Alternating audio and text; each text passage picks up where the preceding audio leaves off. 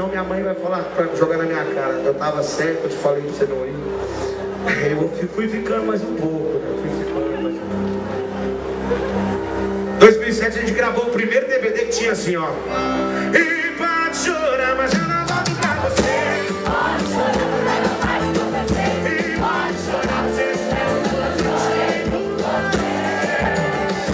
Pode chorar, mas eu não volto pra você. Pode chorar, mas não vai acontecer.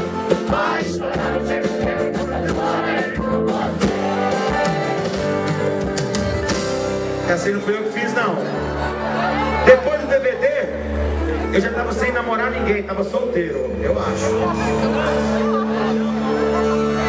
Aí eu escrevi assim, ó. Então fica assim, a gente se encontra outra ocasião. A festa da esquina, a festa da esquina, na esquina, não fica mal. E graças a Deus que o seu amor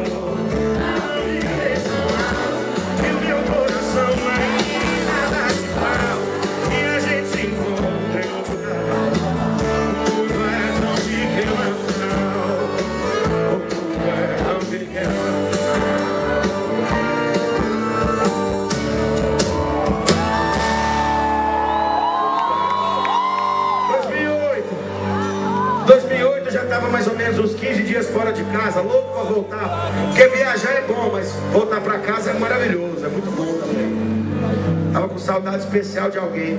E a gente, quando vive na estrada, todo mundo acha que é uma maravilha, né? Que é tudo muito bom, tudo muito tranquilo.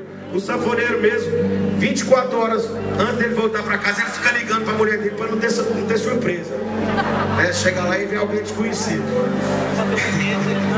Todo mundo corre esse risco. Faz parte do negócio. Aí eu escrevi assim, tava com saudade mesmo. E sofri